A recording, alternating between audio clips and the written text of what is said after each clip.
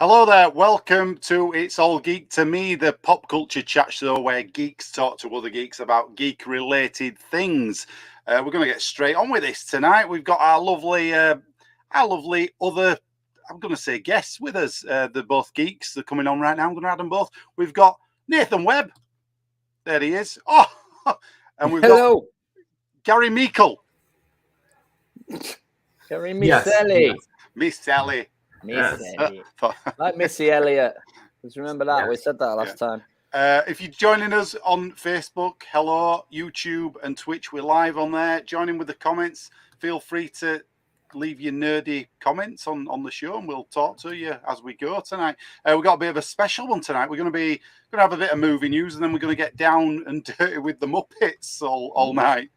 Yeah, baby. Bit of a long chat about Muppets and merchandising and films and everything like that. So we might be having another geek joining us as well if she can get her internet connection sorted out. But we'll see. We'll see. So how is everybody? We good? Yeah, I'm good, man. I'm good. Yeah. Ready to delve into the life of Jim. See what's going on there.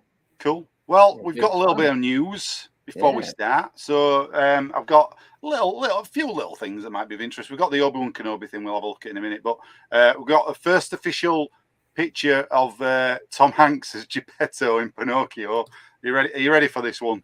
Ready? Yeah, I'm ready. Yeah, so There he is. Oh my God, they've actually made the puppet look exactly like the cartoon. Yeah, we'll probably get that coming. I know. Maybe it'll be okay. Maybe it'll be okay, that one. What do you think? I mean, to be fair, I've enjoyed more of these Disney live action remakes. I've seen more than I care to admit because I've got a 4-year-old. And to be fair, maybe half of them have been worth watching. Some of them are just absolutely terrible and unnecessary. I didn't get on well with Beauty and the Beast. That Lady and the Tramp was a bit meh. Dumbo was all right. Did you watch Cruella? I haven't seen that one yet. Yeah. But that's that's not in the same thing, though, is it? Because that's like a prequel. Oh yeah, these are all just remakes. You're right. Yeah. They're trying to give all these Disney villains though a bit of a she's all right, really, even though she skins puppies, it's fine. Oh, we got that's where I draw the line, man. Big Team Oz here. Howdy, chaps. Howdy. Hello. Howdy. We've got a bit of a Muppet special tonight, Big T, coming up, so stick around. Stick around, see what's what. You never know. Muppets. Another bit of news, video game. This came up the other day. Are you ready for this one? How do you like your turtles? Yeah. Look what's coming out. Wowzers. Turtles, the Cowabunga collection. Look at what games you get on this. Here we go. Wowzers. Oh, wow. Is that the original? Oh, my God. That original NES one was one of the first games I ever really got into. All of them. Look at that. Turtles Arcade, Turtles in Time Arcade, Turtles NES, Turtles 2 NES, Turtles 3 NES, Turtles Tournament Fighter NES, Turtles 4 Super Nintendo, Turtles Tournament Fighter Super Nintendo, Hypersonic Genesis, Game Boy. Wowzers. So a lot of games. So that is a lot. That's a lot of bang for your buck. It is. And I saw it and I thought, I know we'll be interested in this. These lads on here will want to know about that. Are you going to get it? Of course. You're going to get hold of it? Yeah. Hey up, Bobby Blythe's here. Hello, Bobby. Bobby, thanks for joining us. I know what I meant to ask you. Have you got your Star Wars Lego collection game yet? Is that out yet? No, April the 5th. Oh, okay. It's coming soon. Gosh, I'm sure I'm making you wait for that one. It's nearly there. Unbelievable. We'll have full coverage. Love them Muppets. I love some Muppets We'll myself. get some Muppets soon. So a little bit of news there, but the big news this week was the Obi-Wan stuff. So Obi-Wan Kenobi. So we got some images. There he is. Look at him. Serious. We've got a trailer to watch as well in a sec. But so they released all these images, Entertainment. What is it? Entertainment Weekly or something. So I don't know if you want to say out about any of this stuff. It's pretty standard, isn't it? Beard's looking all right, isn't it? Yeah, he's got his little whatever that is. His dragon thing. It's not a dragon, is it? His horse. It's horse cow. His horse. Space cow. Space cow, yeah. Feeding that. Yeah, man. I mean, yeah. What can you say? There's so many things at the minute that we think we're going to really, really want to see. And it gets closer to the date. The only thing that's made me want to watch this was the trailer itself. We'll put the trailer on in a set, but I'll just sort of go through. Yeah, first thing that made me think, yeah, okay. Sat in a cave. Yeah. Owen Lars. Oh, yeah. So, okay, I wanted to ask something about Owen Lars. Since we know he's in it now. What relation? Who's the relation? Uncle Owen and Aunt Beru.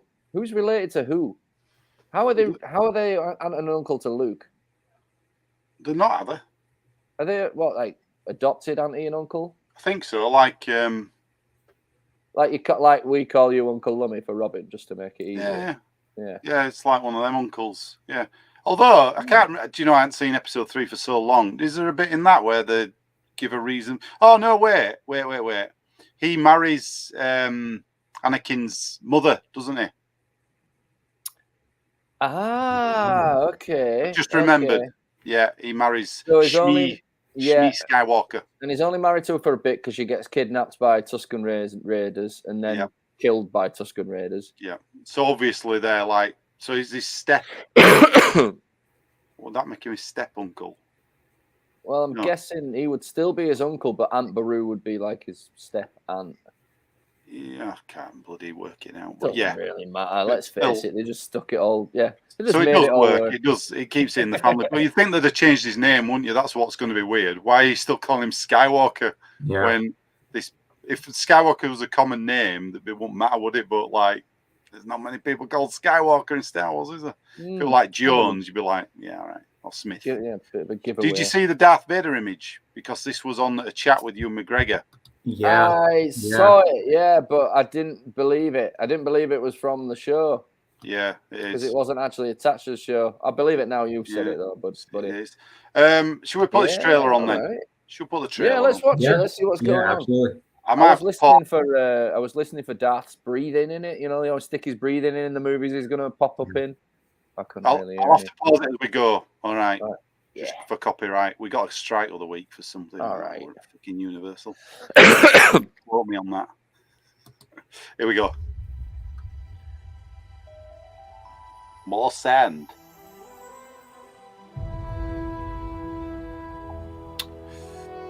The fight is done. We lost.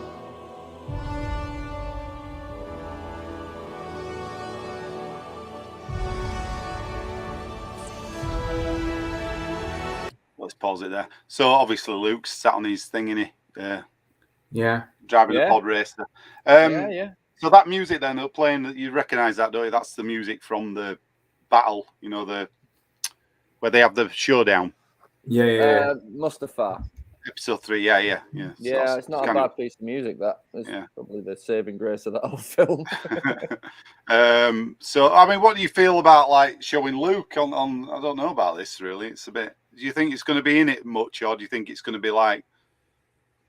Man, do you know, I'm starting to get to the point. I don't know about you guys, where I'm missing the point. I'm missing the absence of Luke.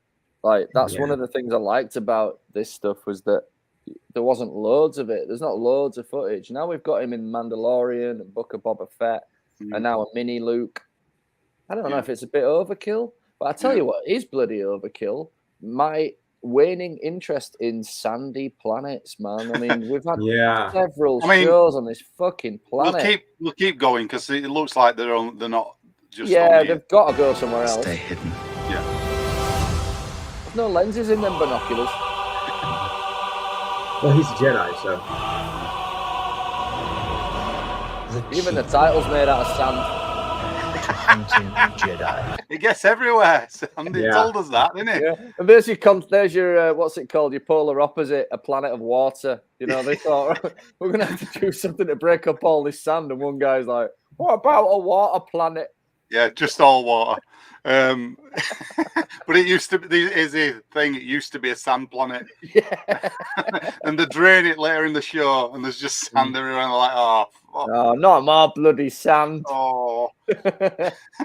So what do you reckon this building is? Is some sort of office for this is the Sith thing then, isn't it? Yeah, they're like where they all hang out. Like I guess it's the headquarters in it, maybe. I mean, I don't know if any of this stuff's been in the cartoons because I haven't really watched them. So I tell you what, they do have a penchant for picking really, really difficult locations to build in to the bad guys, don't they? Yeah. You know what I mean? Let's build a castle in the middle of the sea. Here's one on a lava field. Yeah. How would they even start that? Start to build it? That's It's like an oil rig. construction It's problem, like an isn't it? oil rig, isn't it?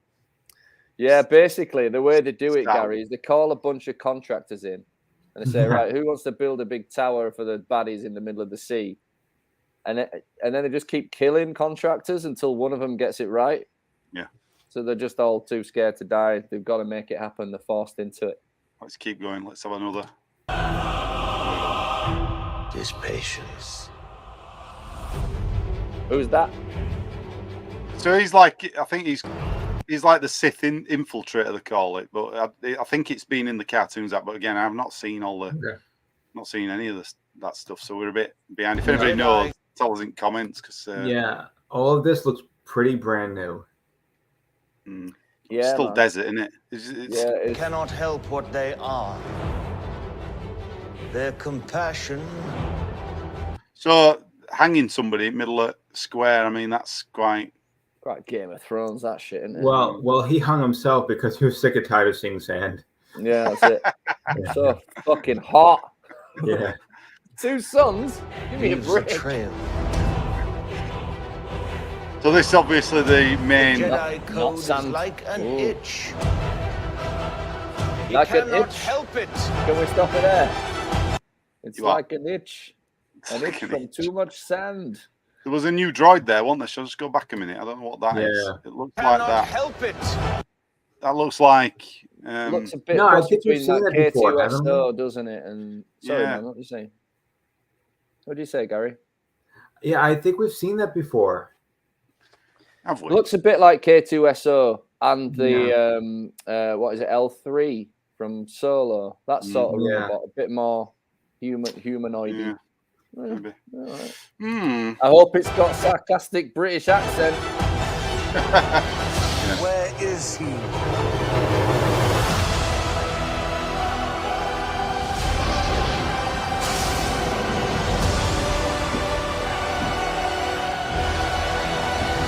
Right, so somebody there with a Han Solo blaster. It's obviously not going to be Han Solo, is it?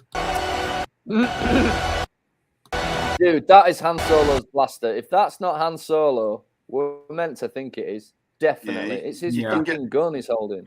They've all got different. They've all got them blasters, haven't they? Really? I know a few people use. I play Battlefront, and I know you can get that gun. It's sort of associated with other characters as well, but mainly Han Solo. Yeah. Who's that? Jeez. I mean, when's it out? Oh, I did hear that then. Yeah. I heard it breathing. I didn't hear that the first time around. So 25th of May. May the 25th. That's nowhere. No, that's mad. I mean, I'll be away. I think I'm on holiday. I might be back by then. But the I mean, give it benefit of the doubt. That one, I think we'll give it a watch. It's I mean, it looks more interesting than I thought it was going to look. got a big team. I'm going to call it. Obi-Wan will be pants. Should have done as a movie like that. Yeah, it was originally going to be. It's all this Disney Plus, so now they need the content to shove it on there. Yeah, maybe we will maybe see. it could be, or maybe they've gone all out because the expectations are so high. Yeah. We'll see. We'll see where Sorry, it's guys, like. is my internet cutting out, or is that you guys? No, I think you're fine. It's you, Webb. What do you guys think the odds are that they're going to de-age Luke again, or Han Solo, or someone else? Well, apparently there's a rumor that for the Boba Fett series there was a scene of a de-aged Han Solo, but because the reaction was so bad to the Boba Fett series, that's why they stuck that episode of Mandalorian and had to reshoot it. This is what they're saying. I don't know if it's true. So they actually were going to have a bit with Han Solo in it at the end, but they'll have done it. They'll have it. They'll have it all scanned. Is Webb gone? Well, let's see. Hey there, Webb. What's he doing? He's gone, hasn't he? He's really good at standing still. He's frozen. I think he's in there. It's gone. Oh, well. So, leave your comments if you're joining with this. Back. Is he back? Yeah, sorry, I think my internet cut out. I've just gone onto the better network. Yeah, That's fine. Martin, evening. Sorry I'm late. Ran out of beer. It's all right, Martin. Welcome. We just watched Obi-Wan trailer, and we're just having a bit of a chat about it. Yeah, I think. Sandy, I mean, sandy looking. I think, cause Ewan McGregor, I think it'll be good. Me with Ewan McGregor, and surely it's got to be good.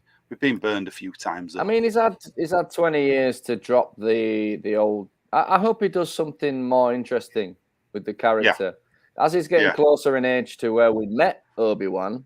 Yeah, because I don't know how old Alec Guinness was when he filmed the first one, but he must, I don't know, 60 odd, 70, something like that. Yeah, it's 60s probably. Yeah, maybe 70. Yeah, maybe. so bear in mind, back in the 70s, if you were in your 40s, you looked like you were in your 80s. So, you know what I mean? You got to adjust. You got to adjust for that. Yeah. You know, when we watched that Markham and Wise thing the other week, I'm thinking that like two blokes ready to retire, but they were probably in their early 30s. No, at the time. We got a strike on them Morecambe Wise videos. I like how miserable are these YouTube people to put a strike on Morecambe Wise? How dare you? And that was one I was pretty sure nobody cared about either. So go figure. Alec Guinness, you ready for this? Alec Guinness was 62 when the production of A New Hope started. 62. Wow. Okay. Yeah. So Ewan McGregor must be nearly 50. It'll be past 50. What I think. 62, yeah, but he looks old. You see what I mean? He looks older. Yeah, I mean, it wouldn't match up, would it? I mean, you kind of think do you think they should have used some CGI on Ewan McGregor to make him like blend with Alec Guinness, like a halfway? I don't know, but I tell you what, his face though, like that, half and half. Excuse me. Yeah, I don't know. Yeah, I mean, I hope it's good because it's got so much going against it. Yeah. That, in a way, it kind of has to be good, right? I don't want to watch another tattooing set show, but if it's good, then I don't care where it's set, really. Yeah. I mean, if I'd rather have the whole thing plausibly set on tattooing than for them to find an excuse to bugger off to a different planet every 2 episodes just to keep it interesting. Yeah. You know what I mean? Yeah. Because I don't think he would have done that. I don't think he would have just taken trips away from this person who's trying to protect. I mean, you assume after episode 3, didn't you? You thought that's it. He's stuck on Tatooine now. Really, that was the idea, I guess, wasn't it? But now they're like, oh, actually, no. He goes and has another. He needs some snacks from. It's kind of making everybody in the other films just be liars about everything in it because they're like, no, I've been stuck here for ages. Honest. I wonder if it means. Do you think Uncle Owen knows who Luke's dad is? Probably. Yeah. You think he knows? You think he knows who's Anakin? Probably, yeah. Really? Okay. I wasn't sure. I don't know if they ever touched on it in the movies.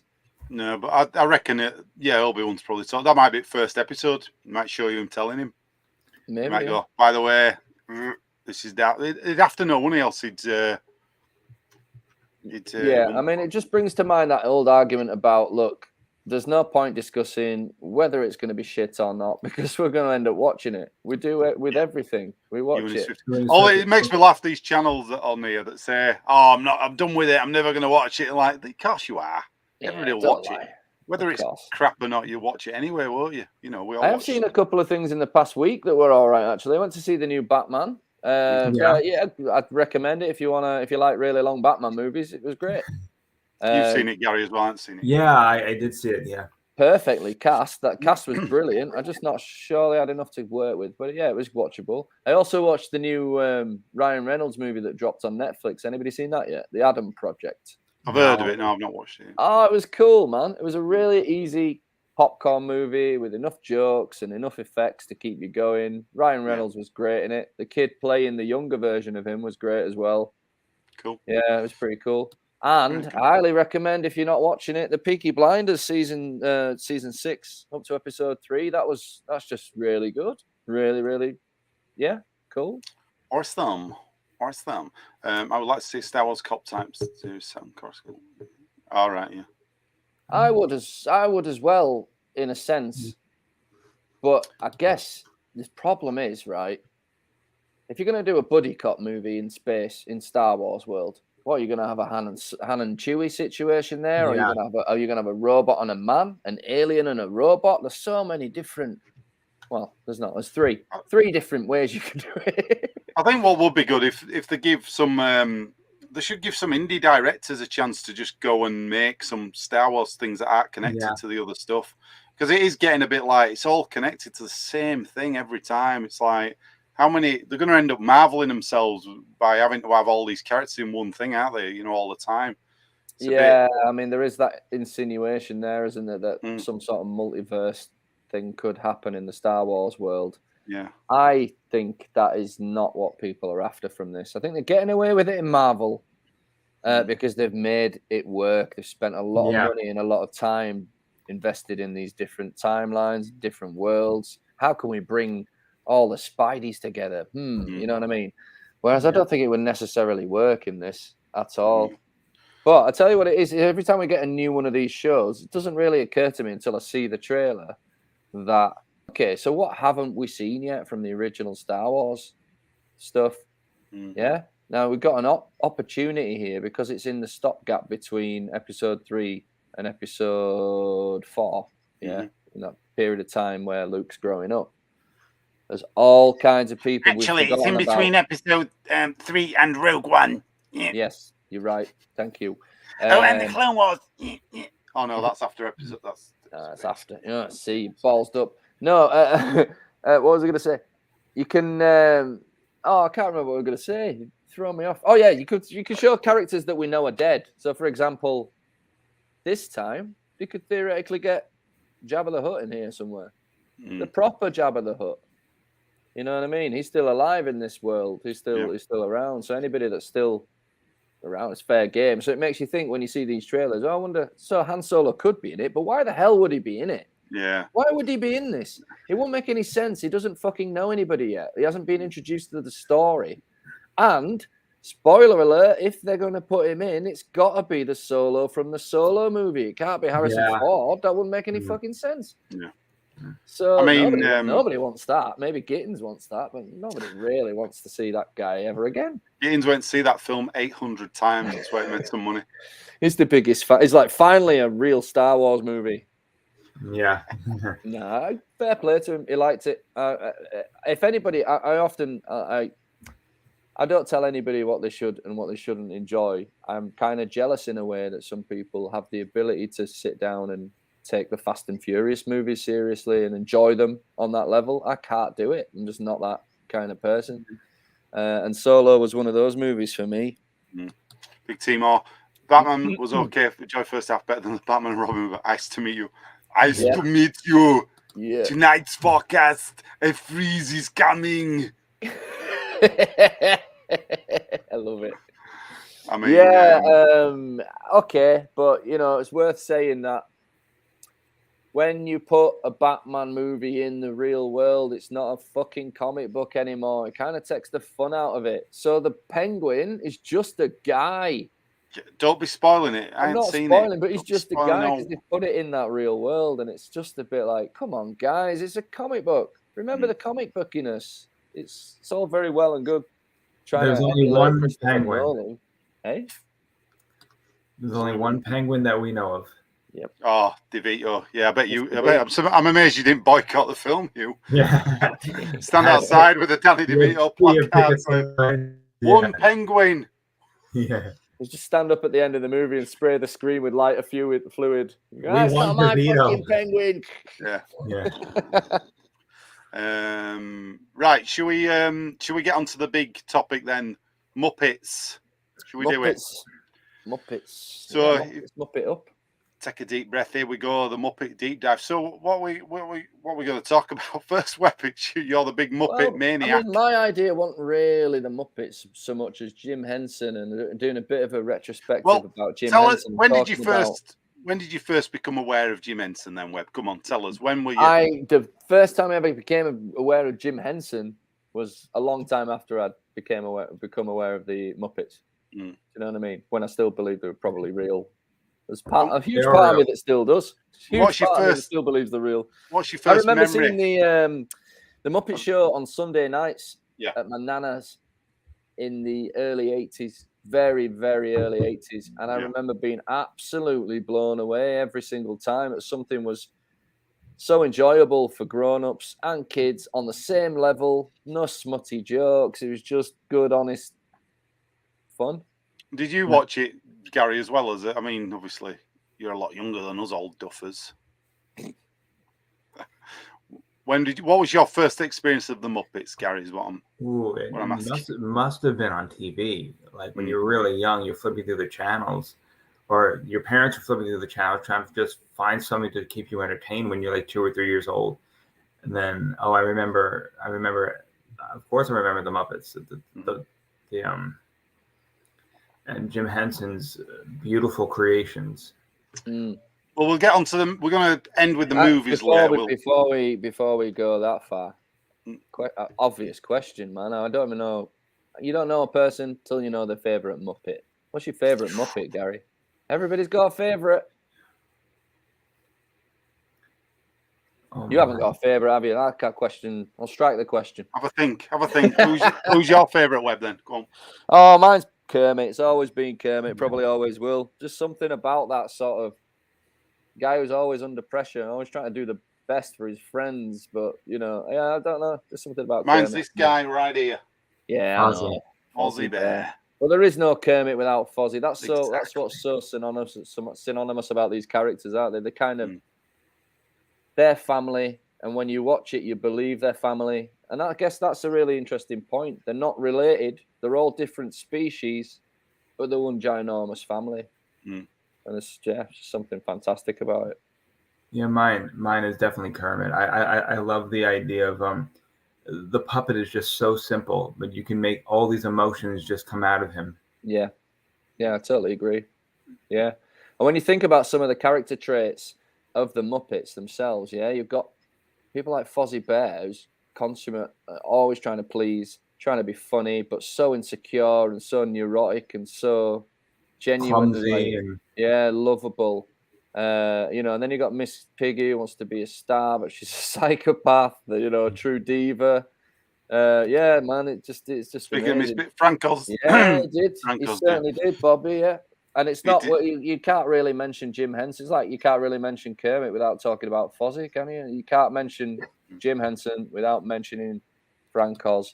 That's right. There would be no Muppets without the two of them. Yeah. Or it might exist, but in a completely different form. It's something about the way they're always together. Some of the double acts they've created, from Bert and Ernie to Fozzie and Kermit, they just play off each other so well. Yeah. It was that partnership, wasn't it? It came off on the screen. That's why I think they're a bit dead behind the eyes, these ones now. We'll talk about that later, I guess. Pigs in Space sketch, yes. I love a bit of Pigs in Space. Pigs in Space. Gary, if you've never seen it, there's quite a cool Star Wars themed episode with Mark Hamill from the 80s. Oh, Mid-80s, Mark Hamill, and I think is it Chewbacca and R2-D2 and C-3PO with him. But that's quite a funny one. That's a good the Pigs in Space sketch, and that one's fantastic. Yeah. Watched it as a little kid on TV. I had my little chair pulled up on the top. Favorite Muppet animal. Good choice. Yeah, man. Yeah, I agree. It's a bit of a nostalgic episode, this one tonight. We might all have to get tissues out. I mean, you've got to remember as well, for me, King Prawn is still Pepe the King Prawn is still quite a new character. He's the best of the new characters that have come out in the past 20 or 30 years. But totally holds his own against the old characters, fits in really well with them. It's great. Pigs in Space. I don't know what it is, but when you watch Swedish Chef make something and he's using his unique language, I'm watching him and I'm like, I don't know how, but I'm understanding what he's saying and doing. Yeah, man. Yeah. And it's back in back before the time anybody could have got offended by that. Or if they were offended, I think the difference was they had to sit down and compose a letter and then send it off for 6 months, post it, wait for a response. Yeah. And by the time they got the response, they were, I'm all right. I'm over it. Yeah. You know what I mean? Forgot all about it. Yeah, that's very true, actually. Yeah, everything's so instant now, isn't it? Yeah, but I guess that means that you can be instantly offended and then get over it quicker, hopefully. You'd think that's the way, but that's not how it works, is it? Don't work like that at all, no. I can be offended about this for the rest of my life. Okay, can I explain it to you? Yeah, you can explain it. Okay, I'm going to explain it. I've explained it. Do you feel better? No, I'm still offended. Oh, Yeah. all right. Yeah. Any chance you're going to get over it? Probably not. Probably never. Cancel Yeah. everything. And I demand you care about it. You care about my offense. I really don't think the Muppets have ever. Well, maybe they have offended some people. I tell you, There'll they be did somebody will be offended by it all. Somebody. I know exactly who they offended. Okay, what you got to remember, right, is one of the reasons the Muppets managed to get away with so much for so long was because they had a very strict set of guidelines, just like Stan Lee did with the Comics Code. Yeah, You mentioned his name. You mentioned him. I hope he comes on and tells us about the Comic Code. Hey there, Spidey fans. The comic code I didn't really agree with. We didn't want our books to be limited to people who couldn't read them. Fair enough. Fair enough. From the man himself. So they had a very strict guideline of the way things should be done. So much can't speak tonight. So much so that when the Muppets movie came out, the Flight of the Conchords associated one. I forget the name of the director. James Bobin. Jeff Bobin. Jimmy Jeff Bobin. Jeff Bobin. Yeah. Jimmy Jeff Boba Fett. When he wrote the film, they had a joke in there, didn't they, about the fart shoes? Do you remember? Yeah. This is Fozzie Bear comes out and he puts these pair of shoes on and he goes, "Hey guys, look, fart shoes," and he's going. Apparently, Frank Oz, who's allegedly a little curmudgeonly these days, was like, we would have never done that in the Muppets. That's too far. That's too much. They don't understand what they're doing. And you kind of see his point. It's a tiny little thing, but the tiny things matter to the Muppets. You know what I mean? They mattered. And I think that's something that the old writers would have thrown out. By today's standard, it's a relatively harmless, joke. And it's not even not funny, is it? The wording he had rules. the thing about the fact that it said fart shoes, not pump shoes or something, or whiz shoes. I something. don't know. What's another? I don't even know any more words for farts. Pump shoes. Trump shoes. Yeah. Yeah. So they had all these little rules and little ethoses to live by, like don't feed Kermit after midnight. Yeah, it didn't start with the Muppets. It didn't start with the Muppet Show. The biggest success they had, primarily responsible for the Muppet Show, is the Sesame Street. Yeah. But before that, they started on local public access television, didn't they, with a show called Sam and Friends? Which is the first time you saw a lot of people, again, forget this, the biggest star of the Muppets wasn't Kermit. For years and years and years, it was Rolf the dog. And when Sam and Friends started, I don't even think Kermit had a name. And he was also ambiguous. He could go from one sex to the other. So sometimes he would be singing or miming a woman's female song. Well, there you go. And yeah, so he wasn't even really a fully fleshed out character at that point. Interesting. Yeah, Rolf the dog was the star. He got a starring role on loads of American TV shows. He's a good character, Rolf the dog. Yeah, I just looked something up. Apparently, Disney Plus has deemed the Muppets offensive. What? It could be for numerous reasons, though. They were still smoking at that point. Yeah. So you were still allowed to smoke on TV. Sam and Friends. Sam and Friends. Sorry. Yeah, that was his first big TV show. It started out local, and then it got everybody was watching it in the 50s, I believe. Anyway, what was I talking about? Yeah, so there's a lot of history behind the Muppets. The Muppet Show, nobody wanted to buy it in America. They didn't want it. So you had to bring it to England, and they filmed it all in England at Pinewood. Yeah, they filmed it all in England. They got subsidized by an English lord. Lord agreed to bankroll the show. Lord Grade, wasn't it? Lou Grade, wasn't it? Lou Grade, yeah. And yeah, there will be loads of tobacco references, I think, in it, man. Which is not cool now. Kids aren't allowed to watch their favorite cartoon characters smoke anymore. I think that's Part of the I mean, problem. that's probably why they've redone the Pinocchio as well, isn't it? Because as we were talking about earlier, because there's all the kids are smoking in that when they go to Ireland and gambling, and I bet that bit's not in it. Yeah, I bet it's not, but I think that you're missing the point, man. They smoke those cigars and they feel terrible. They go green around the gills and they start throwing up. That's the lesson. If you start smoking, it's not saying it's cool, kids. Come to this dodgy island and drink whiskey and smoke fags. They're not doing that. They're, so, but yeah. But it is cool, though, isn't it? Yes, well, cool, yeah. Smoking's the best. Oh, no. I'm kidding. If it wasn't for Muppets, that wouldn't have been a fast game. Interesting, yeah. That's another thing, yeah. The Puppet Workshop itself, Jim Henson's Creature Workshop, did so much work for other companies, and then were plagiarized quite a lot by other wannabe Muppeteers. But yeah, The teens.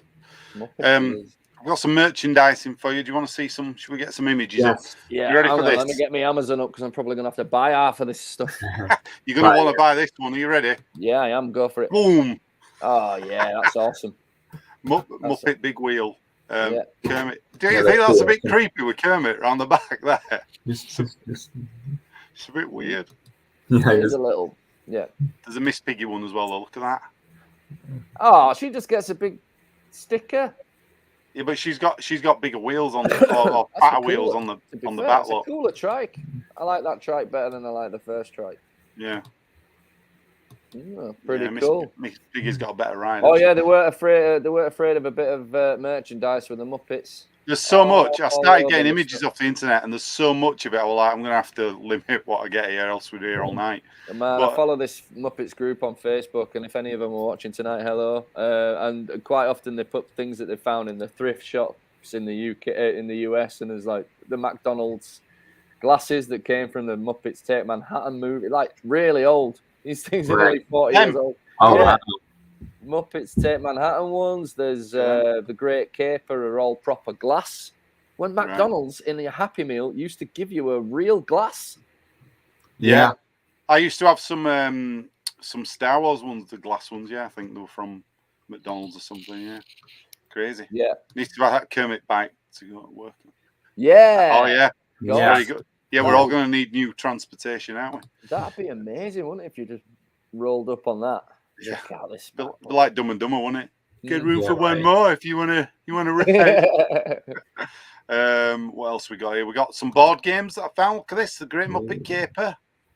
The game. For some reason, they seem to go all out on merchandising for this film in particular, right?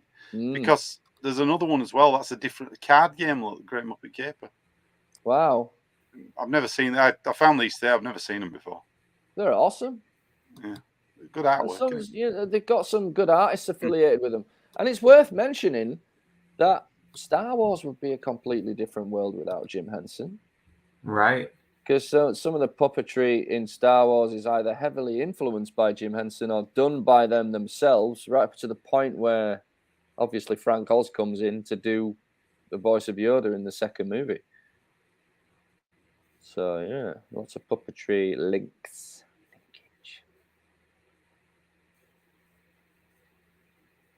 Are we all cut off? What's going on? Lummy's gone. Probably. Hi, man. So, yeah, Muppets. Which Muppet would you kiss first if you had to kiss any Muppet? Oh, my God. Well, I mean, theoretically, that none of them have genders because they're just fleece and foam, correct? Yeah, that's true. Yeah. But where there's a will, there's a way, Gary. Yeah. You know what I mean? What's your Miss- favorite Muppet thing? What is it? The show? What's your favorite? Have you got a particular favorite Muppet movie? I like all of it. All of it from like, I'd say there was a good point in the 90s where just like Jim Henson's involvement kind of looked like, he passed away and it kind of stopped. But everything that Jim Henson was a part of is my favorite. What about you? Yeah, when it's the original core team, Henson and I missed you, buddy. Yeah, when it's anything to do with the original core Muppet team, I find really authentic. But my favorite is still the Muppet movie. Yeah. Still love the Muppet. The original Muppet movie has got some amazing. This is how stupid I am. You know, before we started the show, I told you guys that it took me a long time to even know what the Muppets looked like with somebody under them. I just couldn't picture it. Well, there's a bit in the Muppet movie where Kermit's riding a bike, and I'm still convinced he's riding that fucking bike. Oh, like, yeah. There's no other way of doing it. He is. Until I saw the behind the scenes, it's so obvious. It's just a giant marionette that you can't see above the camera. So, but it really, like, it's a great effect. That's what I like as well. Practical effects work in this world. Yeah. I've got some games for you. I don't know if you've ever seen these before. There you go. Pigs in Space. Atari 2600. What? I've never seen these before. Honestly. No. There's some of them. You might have, did you ever play that one? Oh yeah, I did. Yeah, that wasn't too bad. That was all right. You played as Robin, didn't you? Do you know that is weird? It's the first time I've seen it since I played it. I'm getting all these strange little flashbacks. It was good. It was good. Then you had these. They did a load of these CD-ROM adventure things with Muppets. So Treasure Island and stuff. That was one of the best movies. You know what, man? I agree with you. We'll talk about the movies later. Don't spoil it. I'm not allowed to say my thoughts. The Penguin. Sorry. Not yet. That's the big finish tonight. We're going to talk about the movies. Muppet Pinball Mayhem, the Game Boy Advance. No, I don't think I've ever played that one. I didn't even know these existed. I was like, what? And then there's you must have played that one. Oh yeah, I played that one. That was good. It was good. Yeah, I did. I liked that one because you could unlock characters as you went round. Yeah. Yeah. Another Game Boy one, just the Muppets, but there's some screenshots here. Look at this. Wow. I didn't even know these existed. You know what the point of the game is? I don't know. It might be an interesting one to play, that one, because it's to do with the theatre in it as well. The Muppets Theatre. Who knows? Okay. Who knows? Okay. Look. Yeah. Talk about later, Bobby. God, don't get told off. Calm down, Bobby. Calm down, Bobby. We talk about the movies at the end. We've got no big finish if we don't talk about the movies at the end. We're just like, yeah, that's it. Bye. So, right, here we go. More stuff. Here we go. Trading cards. Now, there's not many Muppet trading cards, believe it or not. There's a set that did this company. And there's a pack. Oh my! You know, I mean, is it bad that I can recognize things from what era of Muppets they're from just by the pictures? Do you know what I mean? No, but that first trading card, yeah. You see how she's got that haircut? Yeah. That is definitely within the past like 25 years. Like that's a modern. It's like when they started re-merchandising the Muppets, right? Quite heavily. Sometimes towards the late 90s. Wow. Yeah. Look at that. Can't tell what the cards are from. What films? Pretty awesome. I think they look like they're just like random publicity shots and things. Yeah. Some of their it says, there's like movie posters with them on. I bet they're quite good, actually. Yeah, they don't. Do you know? They seem to have they don't know what to do with the Muppets. That's part of the problem now. They can't find that winning formula. Sticker book. Look at that. Free gift. Sticker book, 1979. Free gift with look in the Junior TV Times. I would love that. I would love that. Wow. Yeah, I used to have quite a selection of this stuff, like some Muppet annuals and a couple of bits that you've got me over the years, Lummy. I got you. I'll tell you what I got you once. The Great Muppet Caper soundtrack, and it's worth a bit of money. So keep hold of it. I think I still got that one. Yeah. It's and you got me the Muppet songbook, so we can play the songs. I've got your annuals here that you mentioned. Yeah, they were amazing. Yeah. These are what. And you also got me, I think, is it Pepe the Prawn's book? I don't know. Life as a King Prawn or something like that. It's a tough life for a shrimp or something like that. Yeah. Yeah, you got me some right nice stuff. Muppets album. I remember that picture as well, yeah. So it's weird how some of these images stick in your mind. A photo you've only seen once or twice. Yeah. Have you ever seen this book, Making of the Great Muppet Caper? No, I haven't. That's hard to get hold of. I've got that. I've got a copy of it. Have you? Yeah. It's really funny because it's done in a spoof way. The actual writing of the book, so it's kind of like them taking the Mickey like they're doing the film out of film stuff. It's pretty good, really. And then you've got like the storybooks and you of them as well, things like that. But again, seems to be a lot of merch. Based on the movie. If you haven't had enough of the movie, check out the story. The storybook of the movie is even better than the movie. Except that one. Yeah, okay, all right. We'll talk about it when we get to it. Yeah, not allowed to mention it. Not yet. You can Tease, Lummy. pull it apart later. Yeah. Right. The big thing you wanted to talk about, though, was the figures, wasn't it, that you've got? Oh, yeah. So, about 2001, they started releasing these figures. And at the time, I was a skint student. I didn't have any money. I never bought any of them. But then I started making a bit more money. About 10 years later, I started collecting them all. And I've got a fair few of these things, man. I've got the Palisades figures. They're really known within the toy collecting world as being some of the best figures ever made. Do you want me to bring up the images? Yeah, I've got I want to see them. So series 1 to 9 I've got. So they're all like by series. Look, it tells you a little bit. wow. Well, that's a great series one. Yeah, it is. It's absolutely brilliant. And that I've got that play set. Yeah, I've got all of those ones. Have you? Yeah, I have. That's good. So are they all boxed or are they open or what?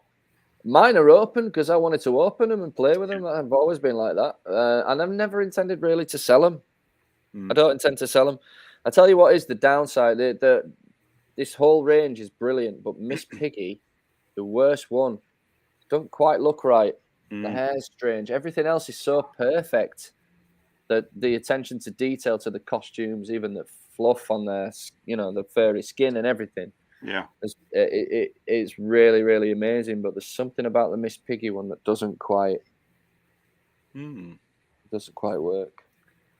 Lummy. Next. Yeah. You see Dr. What's his name? Honeydew? Yep. Is that you? No. Oh, okay. It looks nothing like me. Here we go. Yeah, Next man, season 2 again. I've got all these. They're great. That drum kit thing's amazing. Webby, are you crazy Harry? No, I'm more Floyd Pepper, I think. Okay. Yeah. Well, I can't grow the facial hair, but I'll tell you what, Lummy got me the Gonzo. That was a present as well. Lummy got me a lot of presents. I think he was he had a cannon, didn't he, with him, I remember. I found that at the NEC, the big memorabilia thing. That's where I got that from, remember? It wasn't much either. It was like, at the time, it was probably like £9 or something. It wasn't like... I'm just blown away that you thought, Lummy, and you thought, I'm taking that for Webby. He can have it. Well, you know.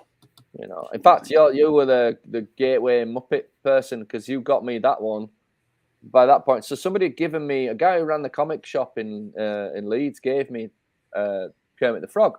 That was the only one I had for years and years and years. And then you got me that one. I was like, do you know what? Maybe I should go on eBay and see if they got any more of these fuckers. And they did. Lo and behold. Yeah. It's gateway. Expensive now to get hold of all of these. Good Lord, yeah. Series 3 then. So... I've got the Swedish Chef with the kit. I've got all of those, every one of them. Yeah, I have. Zoo is very, very expensive if he's in his box.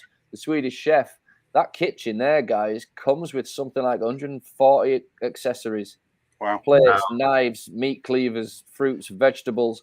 Every single drawer opens. The fridge opens.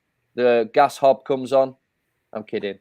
I mean, it's some detail in it. These things, they're absolutely incredible. Yeah, wow. Yeah, they've tried to imitate them ever since. They did a series called Diamond Select a few years ago, right? And they suck compared to these ones, I'm afraid. Yeah, I realised the Diamond Select one when I was looking through the images, they've got the box, haven't they, with the two Statler and Waldorf. You can't get them in this, can you? You can get them, but not the box. I think is a Diamond Select. You know what I mean? The box they're sitting. The theatre box. Yeah. No, if you get the Palisades versions of what Statler and Waldorf, they come with some chairs to sit on. That's right. Yeah, I've got all those apart from Doctor Strange Park. I haven't got Doctor Strange, which is still fucking brilliant. How big is that Rizzo the Rat? Is it that big? No, the scale's a bit off here, man. Yeah, he's pretty tiny, is Rizzo. Yeah. But now he's just making me remember which ones I'm actually going to have to keep. I'm going to have to keep going and get them all at one point. Series 5, here we go. Got all of those. Yep. Wow, you got a lot. Yeah. Oh no, sorry, I haven't got Pepe the King Prawn. Oh, No, not got him. The Janice figure's amazing though. I tell you what, being a guitar player, when you get the band and they come with instruments and amps that are all painted and even wires that plug in, it's just fantastic, man. Really cool. cool. I'm not sure if cool's the right word. It's cool. They're Cool cool. to me. They're cool to me. Yeah, It's the right word. Cool. Series 6. Oh yeah, this is a fucker of a series because I've only got one of them. This is where Miss Piggy started looking good, actually. She started looking like Miss Piggy again in the Pigs in Space set. Who have you got from this then? I've got the cop. I've got Fozzie the cop. That's it. All right. Again, that character comes with so many accessories. The handcuffs open and close. He's got this utility belt where you can fit the baton and the handcuffs and got all these accessories. And what I really love about it, that hat that he's wearing. Some of the figures come with a little magnet, and the hat just goes, just attaches, clips onto their heads. It's great. But yeah, biggest bane of this collection is the absence of Statler and Waldorf. And now they are about 100 quid each. Wow. Yeah, about 100 quid, to get hold of. Bloody hell. I'd absolutely love to get those. Who's the rarest figure to get? The rarest one is I believe, I might be wrong, but I believe it's the naked Rolf. So the Rolf the dog figure that you showed earlier on comes in a tuxedo, but Rolf doesn't wear clothes, does he? He's a brown fuzzy puppet, yeah? They'd released a backstage set, a play set. That's coming up, that, actually. Yeah, they released a backstage play set with all the, again, not just its own set of extra little bits of detail, like phones and cups and things that you could put in the set, but room to store all of the other things that came with every other figure. Wow. Because they all come with all these little... We'll show that. We'll show that in a minute. Details on even the stuff that comes with them. It's just phenomenal. So Series 7 then? I've got all of those apart from John and Fiamma because I'm not really bothered about that one. Frog Scout Robin. Yeah, that's one of my favourites, man. It's cute. Beauregard. But yeah, Beauregard as well. He's a great figure. Yeah. Series 8. Oh, don't even talk to me about this one. Okay, I've got Phil Van Neuter from that one. I haven't got any of the others. That Sam the Eagle is like rocking horse shit. It's very, very hard to find. Wow. Yeah, Marvin Suggs back in the day. Marvin Suggs and the Mopperphone. Do you get that with him? Yeah. I never, a lot of these I had opportunity to get off eBay, but I chose to buy more expensive, more key characters. Do you know what I mean? So Marvin Suggs is nowhere near the top of my priority list. He's on there, but he's really low down. So last image I've got of these is some Series 9 with that theatre. Oh, mate. Yeah, I've got Lips. Lips was really, he's really expensive, guys. I can't even tell you. Okay, so a couple of weeks ago, when Lummy told me he got his Fozzie Bear, I went on eBay, just had a look to see what the prices were like this day, toying with the idea of maybe getting rid of some, make some money. And somebody had put together the Electric Mayhem, the band, and they were selling it for $600. So that came with Floyd Pepper, Janice, Dr. Teeth, Animal, the drum kit, the set, and Lips and Zoot. Wow. No, wait a minute. There was one missing. Didn't have Lips with it. I have exactly the same thing. The play set, the whole band, but I've got Lips and I've got another chase figure of Animal. So I've got a spare Animal. So yeah, that's when I was thinking, oh my God, I've got to hang on to these things, man. If you can get 600 quid for 6 figures now, I'll just wait. I'll wait it out. Bloody hell. Yeah, I've got to complete the collection. Well, that's the one. That's the Holy Grail. That theatre one, isn't it? It's not listed anywhere. You can't find it. My God, it is at least. Last time I saw that it was at least $450. Wow. And you get one figure with it. But yeah, if you can't really see on the picture, but if you zoom into that picture, you can see hooks all over the place. Places to store things. There's places to hang all these. So when you've got it all together like that, just like there's loads and loads of little accessories that just hang around the place. Look, pretty cool. Wow. 2004. Yeah, I mean, getting tricky to get hold of. They are. Yeah. For sure. And the worst thing is for me, Gary, if I buy them and they're boxed, I'm going to open the box. I can't resist it. I'm a box opener. What can I say? I've got your pictures of Lego figures that are coming out as well. We've shown these other way, but I've got all. Yeah, I mean, it is worth mentioning the rumor. If the rumor is true, my head's going to explode when they do this. So a couple of years ago, Gary, they did the Sesame Street set. I thought, wow, this is promising. Yeah, maybe we'll get some more. But now there's a rumor they're going to do the Muppet Theatre. Really? Yeah, and the worst thing is these rumors keep fucking being true, dude. They keep actually happening. You know, I mean, it makes sense to do it, won't it? It makes sense to do the what? So, do you think they're going to do the backstage and the stage? God, I hope so. Yeah, that'd be a good set, wouldn't it? I mean, I would actually retire from collecting Lego at that point because that's all I really need. I take it right. So, in the Muppet Show, the stage is side stage, isn't it? Really? You know what I mean? They say backstage, but it's actually the side in it. So they'd have to do the set as a kind of a theatre and a thing. Yeah, but it's doable, isn't it? I mean, it depends. They don't have to do the whole thing. So I've got the Sesame Street one right here, and it's not a full street. You know, it's not a full building, so it depends how they do it. So on Sesame Street, like there, watch me drop it. It's quite big, isn't it? So you got the front of one building, and then obviously turn it around. Doesn't even have a back on it. You can just see straight into Bert and Ernie's bedroom, which is the way they want privacy. It. Yeah, and then you got a little corner shop / cafeteria on the side with Cookie Monster's apartment above it. So they don't have to do the whole fucking like an accurate, proper Muppets theatre. In fact, I'm going to go out on a limb and say, don't do that. Just do whatever you want as long as you do it. And then I'll buy it. You got my money, Lego. Easy peasy. Done deal. Yeah. The only part of me thinks they might not do it is because they brought these minifigures out in a separate thing. You know what I mean? Yeah, man. Do you know what, right? Okay, let me just go back to the reason these Palisades figures are so awesome. They fall somewhere in between the full takeover by Disney of the Muppets. So they don't feel as bastardized by Disney. You know what I mean? Because there's a massive element of stuff degrades in Disney's hands that they don't care about. They don't know what they've got with the Muppets. They don't fucking deserve the Muppets. You can't even make a decent film out of all of the history, the wealth. Okay, I mean, I actually liked the Muppets movie, the latest one, and the Muppets Most Wanted. I thought they were fine. Yeah. You know, they were the best thing they'd done in ages. Flawed, but about as close as we're going to get. You know, but it absolutely, I'm too old school for it. So now when I watch the Muppets, when Fozzie and Miss Piggy don't sound like Fozzie and Miss Piggy, it just fucking upsets me. And what they've done with Kermit as well, they've replaced the guy that was sanctioned by Jim Henson as the next Kermit, who did the voice for Steve Whitmire, and they did the voice for like 20, 30 years. And then he said something they didn't agree with about the way Kermit was. And they were like, you don't know what you're talking about. He's like, I've played this character for 30 years. Believe it or not, I do know he wouldn't say that. And they fell out about it and sacked him and replaced him with a guy who's got a voice like Barry White.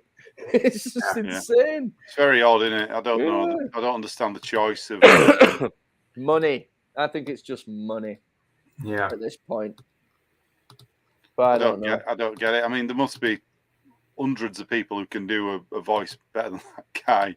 It's very odd. There certainly are. I mean, the internet's full of them. You're not too bad at a few of them yourself, mate, are you? Yeah, you know, but I mean, to get it like that, where you think, I mean, we'll talk about it in a minute anyway. But so album covers. Here you go. Yeah. Have you I got that one. You got that one. Yeah. Is it any good? No, not really. What about John? That's fucking brilliant. Is it? Dude, I'm not even remotely joking. It is brilliant, this album. John Denver. They're having so much fun. There's that 12 Days of Christmas. What's the association with John Denver with the Muppets then? I've never quite... I think some people just really, really got on with the ethos of the Muppets and understood what Jim Henson was about. He was one of them. You know what I mean? He was one of those guys who just got them. Steve Martin was another one. Yeah. You know, certain actors who just popped up every so often in Muppets stuff just because they wanted to be there. And then, did you have the Muppet Show album? I mean, Absolutely love that. Yeah. Matt, you know I did because we used to sing it every day at college. Yeah, and I only had Volume 1, when I was a kid.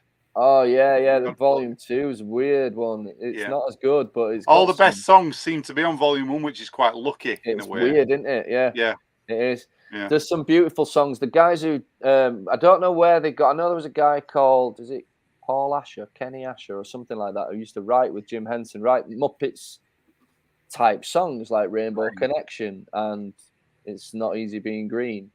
But in the Muppet Show, when they picked some of the songs they picked from the back catalogue of music were just so perfect for the Muppets.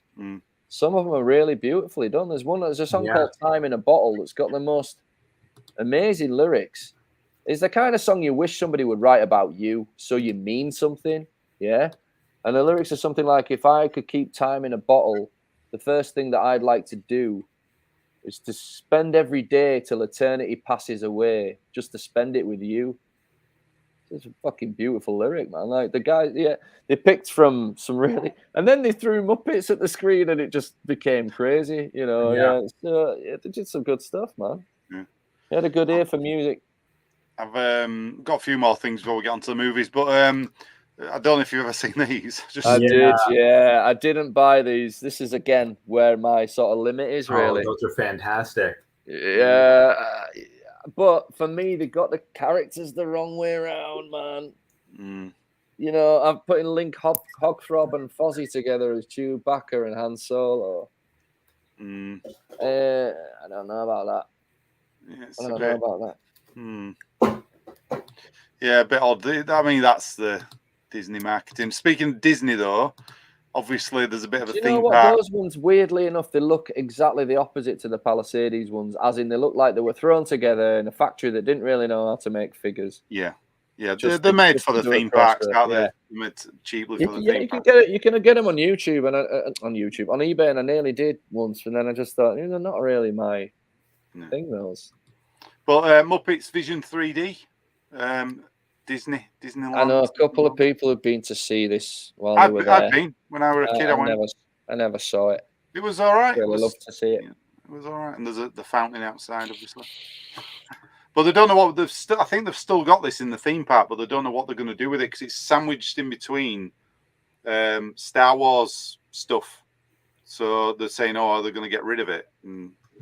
Build another $5,000 a night hotel? Why not? We haven't even talked about that, have we? Wow! Oh my god, what a flop! There's a load of reviews about it, and they're saying it's terrible. And, and it's fucking empty. Yeah. Like, nobody wants to fucking be there. Robin the Song City. Exactly. Things like that. And I tell you what, there's a really beautiful one, Bobby, called Cottleston Pie. That's an A.A. Milne poem that Rolf the dog does on piano, and I love that one. I love it. Cottleston Pie. A fly can't bird, but a bird can fly. Okay, copyright strike now. It's awesome. Give us a strike and we'll. Do you know what, mate? If you didn't sound so much like him, I'd take it as a compliment if they struck you on that. You know what I mean? Yeah, that's true. Yeah. Have you ever seen these? I found this as well.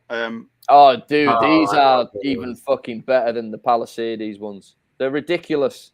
Yeah. The detail. No, I can't afford them, mate. They're about 200 quid a pop. Are they? Really? Wow. Yeah. They are sort of directly cast from whatever fucking original things they could get. The attention to detail is insane. Wow. And they're quite big.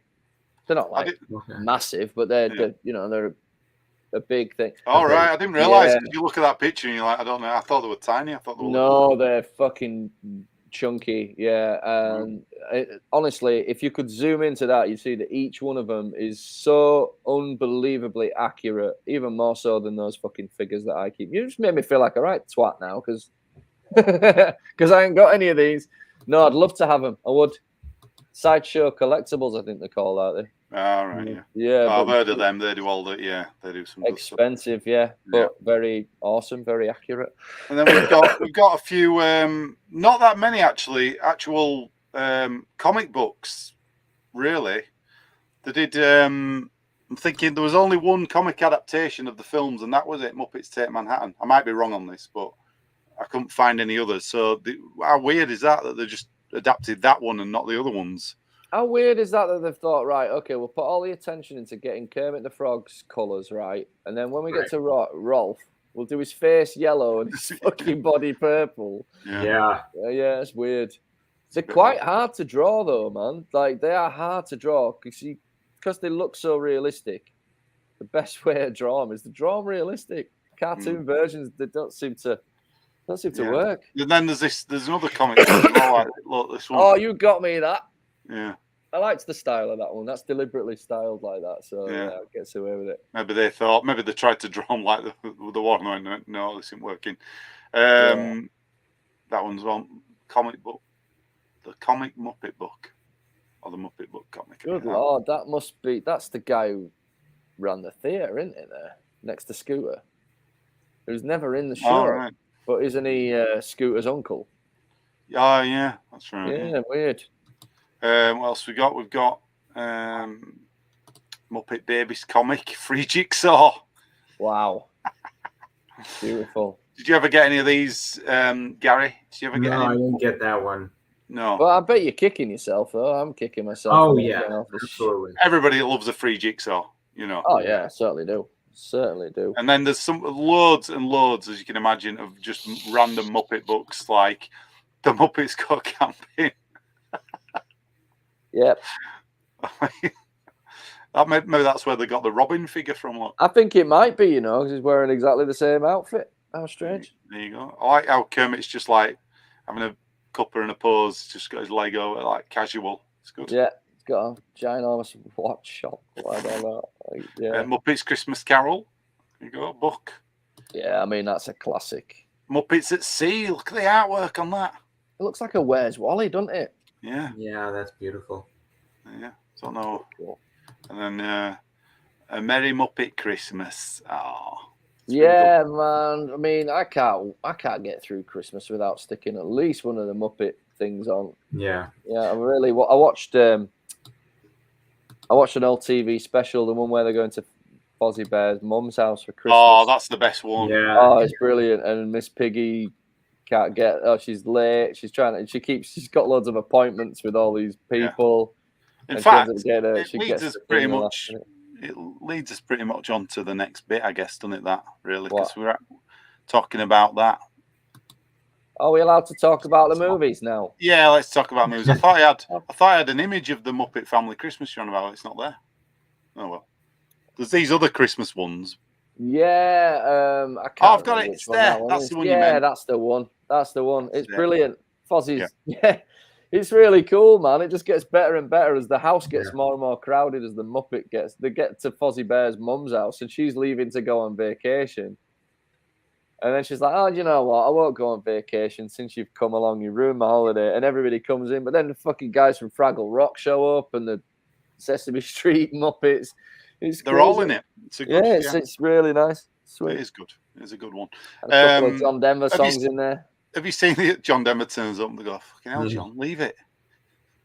John Denver is my favorite Muppet. Who is? John Denver? Yeah. Danny DeVito, you'd probably say.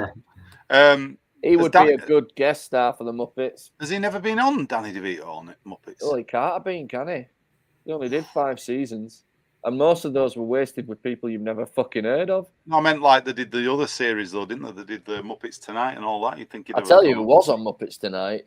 Prince. Yeah, anybody remember that? Yeah, that's right. There's an episode with Prince. It's so bizarre. It's like Prince just decides to go see the Muppets, and it's just it's so weird. Whenever Prince just shows up to do anything, it's a bit weird.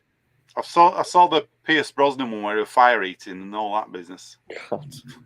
It wasn't great. They did a really nice tribute to Jim Henson one where the Muppets all basically learned that Jim Henson died. Remember that one? And it's set on the same set of Muppets Tonight, just after he died.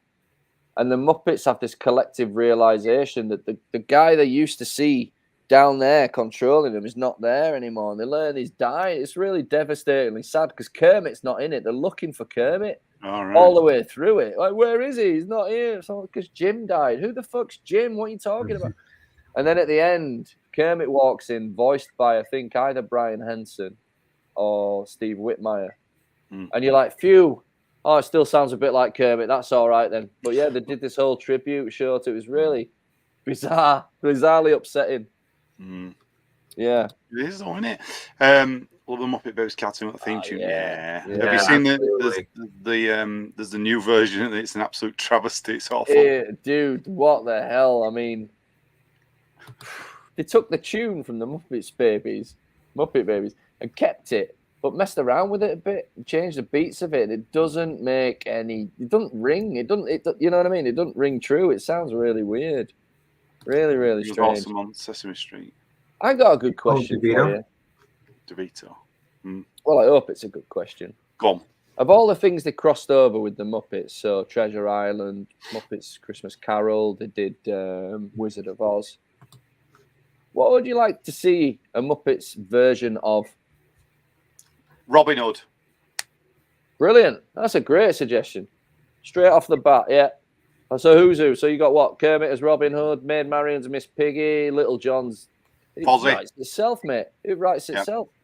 Yeah. Definitely. Sheriff of Nottingham. Batman. Bat Frog. Yeah. Yeah. I was going to say something like Lord of the Rings, but I don't think there's enough Muppets. You'd have to pull in all the. You could do one if you used all the other Sesame Street characters and that, couldn't you? You know. Yeah. You could have Big Bird as the trees. Yeah. Yeah. You could have the Fraggles as dwarves or something like that. Alien. Alien, yeah. Sweet. And Miss Piggy can be the alien. I mean, if it's one to be a plausible one, yeah, the Robin Hood would be a good I one. don't think I could top Robin Hood off the top of my head, mate. Maybe Game of Thrones. That'd be interesting. Animal versus Tigger movie. Animal versus Muppets Tigger. in Camelot. Yeah, all right. King Arthur, yeah, that'd be all right. That's not a bad one. Yeah. Okay. Interesting. Steal all Have you those seen? ideas. So we just talked about Muppet Family Christmas. Have you seen these other ones? There's two I've got here. These two. Have you seen these? I saw this one last year. And what It was was it on like? Disney Plus. Was it? It's shite. That's by the way a Yorkshire word for shit, Gary. Right. Yeah. Shite. Shite, man. Bag of shite. Shite. Bag of shite. It was a bag of shite. What I can about tell this? by the cover that one's going to be shit. Is that bad? I've not I seen. can tell just by the picture that would be crap because they've got there's no love in it. You know what I mean? Look at the posters for the original Muppets movies, all Drew Stairs and hand drawn, like beautifully. With like, love in it and care. Yeah, Well, there's nothing. Jim Henson said to him, didn't he? He says, "You're the only person who'll be drawing the Muppets from now on." When he saw it's his first poster in it, this one. Yeah. You know. And I mean, look, they're fantastic. He's a fucking amazing artist, this guy. Absolutely amazing artist. Yeah, but he didn't quite get to. The thing is, that's a problem with dying before your time. Like, you don't get to decide that. You know what I mean? So now, Photoshop can do the next. That's what I mean. There's something clinical about it. There's something Photoshoppy about some of those pictures that you've put up. Oh, definitely. Originals. Go on. I mean, you've got even these older ones. You know, you just. There's the other Treasure Island. You know. That's a great one. And Muppet Christmas Carol. You know, they're all. Yeah, they stuck with him for a while, didn't they? Yeah, I've not got the Great Muppet Cape one here for some reason. I don't know why. Do you know? I mean, so I don't know what you guys know about when he died, but just before he died, there's none of this is official. This is stuff I've picked up from interviews, research, and I sort of formulated an opinion based around that. There's a school of thought around some people that were really close to Jim Henson that the deal he was working on with Disney made him ill, pushed him over the edge. Now, again, that's speculation. I'm not getting sued. It ain't worth it. But there's this argument there that the pressure of the deal with Disney and not realizing that he was doing what so many other people have done and giving away something amazing to a company that don't really seem to care. Yeah, so that sort of tipped it off. But the saddest one I heard, so I don't know if you know this, Gary, but he died of pneumonia. Yeah. Yeah. And he died primarily because he kept working and he refused to go to the doctors and he refused to get it looked at. And then it was too late. The pneumonia had already infected several parts of his internal organs. But this is so. I hope it's not true. But there's a rumor that the pneumonia was exacerbated, was created by the puppets.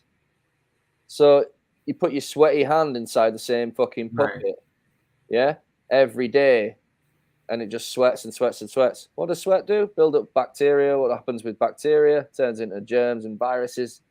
Damn it. So there's this school of thought that reckon that the bacteria in the puppets he was using at the time was what contributed to the fuck. I mean, how awful is that? Like killed by your own creation sort of thing. Yeah. You know, but in effect, he was killed because he was too busy to go to the doctors. So it's quite sad. Quite a quick one as well. It's a bad year that as well. Loads of famous people died that year. But yeah, we got Muppet Puppet Master crossover. I like that Banana Splits movie. The evil Muppets Saving Private. Yeah. Muppets Saving Private Ryan is a good suggestion. Muppets Titanic. I mean, you could do Muppets Ghostbusters. Yeah. I found the Great Muppet Caper post. Look at that. It's great. They're absolutely brilliant. You know what I love about that movie is how they think they're related. I love how Fozzie and Kermit are like, look, we're twins. They're like, what? Yeah. I mean, we've got the other. We've got that. Where's that one there? There you go. Muppet. I mean, you're right. Look at the covers of these things. You know, the posters. They're just not the same. Photoshopped mess, yeah, innit? They look like they're done on a computer. Yeah, totally. And what's worse is I can't think of anything more insulting to some of these Muppet performers. Put the Muppets Most Wanted one back up, Lumb, than to put Walter, that new Muppet, and this dog thing on there in place of hundreds of other like well-known Muppets. Right. I don't give a shit about either of those characters. It's weird. It's a weird. So yeah, lots of weird choices. What I felt they got a right neck as well. Yeah, that's because it's constant. Oh, the other Kermit, yeah, it's weird. That's really odd. They've got a double chin all of a sudden. Yeah. Hello. Happens to us all at a certain age. I actually liked both these. I thought the songs were pretty funny. Some of them. I liked Muppets Most Wanted. I wasn't keen. I'll tell you why I didn't like the other one. Because they forgot what Muppets is all about. It's not about the humans. It's supposed to be a Muppet movie, not a fucking Jason Segel vehicle to. Yeah, they were in it a little too much. But what I really liked about it, I really liked the song where Kermit's singing about getting the group back together. And it's going down memory lane, and they're all getting involved. All the pictures are coming to life and singing about. I thought that was pretty cool. Yeah. But going back to people who love working with the Muppets, Ricky Gervais, he's great in the Muppets Most Wanted because he wants to be there. He's always fucking loved the Muppets. You can just tell. I don't know if you've seen it, Gary, but there's bits of him hanging out with Elmo on the set of Sesame Street, and it's just really, really funny. Really funny, them two together. Well, that's why I like that one, really, because they got it right. I think they got the right balance. He was his henchman, wasn't he? Yeah, and the guy from Modern Family is the French cop, where they're having a competition with the Interpol badges to see who's got the largest badge. Yeah. It's just stuff like that. And then he gets in his car, and it's one of them tiny European little cars, and they drive off. They got little things like that right. Yeah. But that's what people forget. These movies and these TV shows were always predicated on some of the worst jokes you could possibly find, and making you laugh at those stupid jokes. Yeah, Telly Savalas in the original Muppet movie. We've got some of the worst lines in it. Well, Kermit's in a bar, and he's sitting next to a woman, and this woman's kind of chatting him up, but she's with a guy, isn't she? And he says something to her like, he says, "Oh, don't touch that frog, you'll get warts."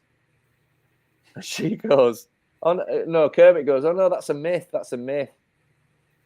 And the joke is, it's myth. I can't even. It's so redundantly stupid. It's really hard to even make it funny, but it works for them. It's just Jeez. Well, that's what it usually was, wasn't it? Cameos of people, you know, the celebs in it, just but the ultimate thing was ridiculous the jokes. Muppets. Have you seen The Wizard of Oz? I've never seen it. I can't bear it, mate. I've Was it a tried. TV movie? It was, wasn't it, this? It was a thoughtless, wet fart of a movie that just didn't even deserve to exist. It's pointless. It's a waste of both properties, because this would have been a really good crossover if somebody had written a script for it and directed it. It's awful. And then we come to Yeah. Again, this isn't awful. This is just misguided. So this is one of Frank Oz's bugbears, I believe. You're not meant to know where Gonzo's from. That's the point of Gonzo. It doesn't matter. They love him anyway, regardless of what species he is, what planet he's from. Doesn't matter. who made this one? Who I can't remember. was this when Disney got it, or was it? This was still in the interim before. It was way before the Flight of the Conchords era. I was still working. This is like 1999, 2000. I was still working at the Odeon when this came out. But this was actually on at the cinema as well, wasn't it? This one, Yeah. because it don't look like it, does it? It looks like a bit of a cheap TV movie, really. Yeah, and it's trying to explain a character that doesn't need explanation. It's yeah. And lazy. I've got a picture for the biggest nail in the coffin of all this. Ooh. Nah, I mean, come on. That was just. Did you watch it? Yeah, I did. Yeah. I did. I can't think of anything redeeming about it at all. Not one single thing. I think they need to get a new Kermit voice. That's what the big thing is, isn't it? But I mean, it's not. You know, this was a thing of its time, I think, as well. You know, when you're a kid, you watch all this stuff. It's great, but I just don't think they can. You know what it is, man? Is that after 40 years of knowing about the Muppets, Kermit and Fozzie's voice is in my brain. And if you show me something and it distracts me from that, it's really hard for me. I guess if I was coming into it now and watching the Muppets, I wasn't aware of what the voices used to sound like, and then heard the original voices, I probably think, oh, well, that's nice. You know, don't work the other way around. Don't bother you backwards, does it? Right. You don't think, well, the original voices were shit compared to this new bunch. But yeah, it's just something about the heart and soul of it when Jim Henson died. And Frank Oz fucking knew that. That's why he just doesn't bother with it anymore. You know, but like, you're right. I think that's the big thing of it, isn't it? There's no heart to it anymore. They don't seem to be. It's a bit, and the guy was massively in control of it, and he was a workaholic, and he really knew his stuff. So therefore, if you take not only somebody's best friend away, but their comedy writing partner and the heart and soul of the show away, and then expect Frank Oz to show up and replace all that with some of his own thoughts, you know, you're missing a trick, aren't you? It's just crazy. Yeah. He was quite young when he died, wasn't he? Yeah, he was. Torn between Christmas Carol, Treasure Island. Oh yeah, favourites. So let's do this. So yeah, Bobby. We tried to fill a gap while you went offline for a second, but just to refresh you, my favourite's still the Muppet movie, and the first three movies are great, but the Muppet movie, for some reason, got that perfect blend of silliness, a fork in the road, great songs. What's yours, Gary? Same one. Yeah. I'd say anything with Jim Henson. You know, the original stuff with Jim Henson is it's just all gold. My favourite is for some, I don't know why. I really like the Great Muppet Caper. I don't know why. I just always seem to have liked that one.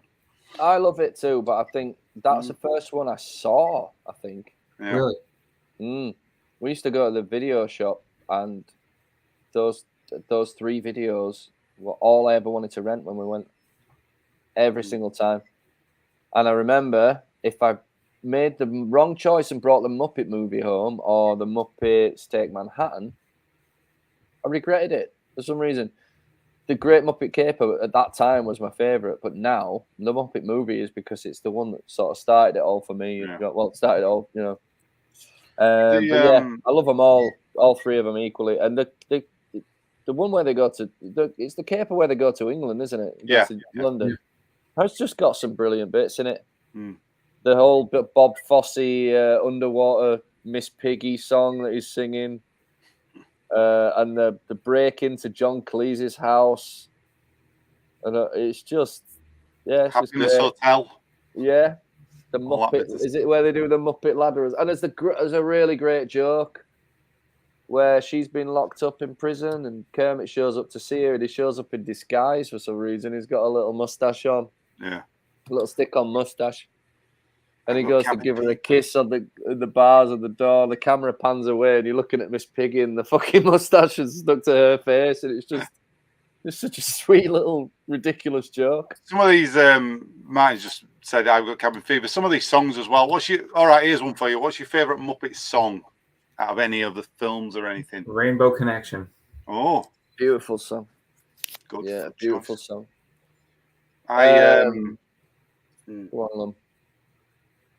I'm going to say moving right along with the from the same film with the singing in car. Okay. think- I quite like Happiness Hotel. Yeah, And that's a really good little song. some good ones. Yeah, I mean, there's some that just make me want to fucking weep. They're just so beautifully sad. Like the one one of my favorites, I think it's about 30 seconds long, and it's got that lyric which is like the ethos of Jim Henson and the Muppets all rolled into one. Life's like a movie, write your own ending. Oh, Keep yeah. believing, keep pretending. We've done just what we set out to do. There's still the lovers, the dreamers, and you. It says everything you need to say in like 3 lines. Yeah. It's Well, beautiful. I've got me obviously my shorts out with the Muppet movie stuff. That I've picked that as the last song for that Yeah. reason. I can understand why. Mm. Although it does Yeah. feel like there are other contenders for that. I mean, you got to think about a song like "It's Not Easy Being Green" transcends everything. It transcends racism. You know what I mean? It isn't about the color of his skin. That's not what he means. You know what he's actually saying in effect is it's not easy being alive for any of us ever. You know what I mean? Don't beat yourself up about it. There's just so much wrapped up in that little gem of wisdom. And that's a good point. They used to have points to all this stuff, didn't they? And they thought about what they were doing. Whereas you do watch stuff now and you think they're just churning out. They want this to make money. They don't seem to have any messages, do they, anymore? Yeah. Or or the messages are a bit garbled, or they're a bit Exactly. Like even with the political, modern, or even with the modern Muppet movies where they had the guy from Flight of the Conchords writing most of the songs, they sound like really decent Muppet songs, but they sound more like Flight of the Conchords songs than they sound like Muppet songs. There's not one of the. There's no. It's Not Easy Being Green. There's no emotional weight. Some of them are great. I mean, there's that song. There's that song that Constantine sings to Miss Piggy, all about I can give you anything you want. Oh, that's pretty funny. Don't get me wrong. There's the Oil Baron song where he's singing about oil and he does the rap. Pretty funny, but it's not the same. Certainly not. And I wonder why they didn't think of tying it in with Rainbow Connection or some like giving it a bit of that authenticity by using something from. Well, they did. They used some of the ones. There's they used Together Again, didn't they? In one of them, but they call it Together Again. Yeah. They do have Rainbow Connection in, but it's when they go to that thing with Fozzie and he's singing that like Caribbean mix one of it. Oh yeah, and it's like an advert. Why are there so many great deals at such and such? Yeah, but it's like again, there's no thought, is it? They've just thrown it in and gone, let's kind of ridicule it. Yeah, but actually, that is quite funny. That is quite a funny bit. If you know the song and you're expecting it, the fact that they're relegated to playing it in a bar in Las Vegas, you know what I mean? And then you got Dave Grohl's inexplicably there on the drums, isn't he? You know what I mean? But yeah, and I tell you one other thing I really liked is about the first movie. They brought it back to the theatre. Yeah. People are overcomplicating this. How can we make a decent Muppet show? I'll tell you what you do. You just make the fucking Muppet show like it used to be. You have jokes, you have songs, you have different skits, and you set it in a theatre. I still don't. I still that first one they did that. The Muppets. I still think if they got rid of them human characters out of it so much, it'd have been a lot better. I think they could have done a better story with it. Yeah, I mean, Jason Segel is one of those guys that you either love him or you hate him. All right, he wrote it as well, so he's obviously a Muppets fan. He's put himself in it. Yeah, but I don't think that was the right choice, putting himself in it. No. But I love the bit where they kidnap Jack Black and force him to be on the show because it feels like something that would happen on the Muppet Show. Yeah. It totally feels that way, and he's protesting and they don't believe him, and they just can't, nobody believes him, and he just stays tied up. It's great. Put somebody in the pot, Swedish Chef. Just watch Yeah. YouTube. The chicken in the We bird. could have grabbed some Muppets clips. We'll Oh. probably get copyright striked all over the place. Well, maybe if we just do bad impressions, Yeah. you can't sue us for that. Hurdy-gurdy. Waka waka. Waka waka, man. What is that on Family Guy, innit? Family Guy. Where Brian That's says a we really got mean wrong joke, family. actually. Yeah. You got to listen to it's something about listening to the doctor or going to the doctor when you should go to the doctor because Jim Henson didn't. Now we've got wrong sounding Muppets. Yeah. Yeah. That is a funny ass joke. That's what he says in it. Waka waka. Yeah. Waka waka. That is a funny ass joke. Yeah. Yeah, it's not. It's pretty good. And then I think the Swedish chef's in the thing says something like, "Yeah, I could cook you something or something. I could make you a They did dish." or another bit something." as well where they did a VH1 spectacular on the Electric Mayhem. Oh, that's you just reminded me. Yeah, good Jesus, how have we forgotten to talk about that? Yeah, Electric Mayhem show Spin-off show. coming to ruin your life. Disney Plus any it. day now. Disney Yeah. Plus it. Get it ready. I mean, I don't have much faith that they're going to do anything. They could do a lot with it. I think it could be really good. But what was I going to say about but I really liked that VH1 behind the scenes where they're talking about how the Electric Mayhem failed after the Muppet Show ended and they all ended up on crack. Yeah. It's pretty cool. Mate does a wicked impression of Swedish Chef, kills me every time. Cool. I love a bit of Muppets. Bit of Muppets. I don't even know which ones I do. So all the ones I do hurt my voice after 30 seconds. Gonzo and Don't Wolf do the that. Dog. I don't. Yeah, I can't do Miss Piggy at all. It's so hard to do it. No, I could probably sing it. And for some reason, I can sing Muppets. Damn but it, my can't love. speak. I go That's to. no, but that's all right. Can't do it though. Can't. It's because you got big hairy balls, Lummy. That's what it is. Oh, I thought you said Miss Piggy does. Miss Piggy. Maybe so. I think it's arguable. Yeah, that is. It's arguable that she's got the biggest balls out of the whole Muppets. I'm trying to think who I can do now. Tonight, ladies and gentlemen, I will eat a rubber tire to the music of the flight of the bumblebee. There you go. Yeah. Gonzo, obviously. Okay. Do him. But my favourite impression from the Muppets is Rolf to do him if you can do him. Because and he's got that line in the Muppet movie where he says, "I get home, grab a beer, take myself for a walk." Yeah, I love that line. Great Take line. myself for a walk. Great Well, line. what's the thing where he starts where he says, "You know, I'm really a very sentimental dog. I cry real easily. Onions, for example." And then he sings a song about onions. Oh, that's a brilliant song. It's a really funny song. I like that. Yeah, I've never harmed an onion, so why do they make me cry? And he's on about how he's boiled melons and he's mashed potatoes, and they've never, but never done anything to an onion, so why are they making me cry? Who I else? like stuff like that. Who else can we do? Can you do Fozzie? Can you do Fozzie? Me? I can't do Fozzie, no. Gary? There's something. Come on, Gary, give it a go. You ready for this? Yeah. I am Fozzie Bear. That's fucking That terrible. is the funniest joke. Waka waka. That's a funniest joke. Waka waka. Kermit. I That's can't. getting better, Lummy. Yeah, I do this for about 15, I do 20 practice years. my Fozzie a lot. Yeah, I can't. Yeah. You're Kermit, determined I want get to there. tell you a joke. That's not bad. There you go. That's bad. You need a bit of Waka waka. nasaliness. Got to be Kermit. really nasal, haven't you? Kermit. I don't know how he does, Miss Piggy. I don't know how he gets there because it.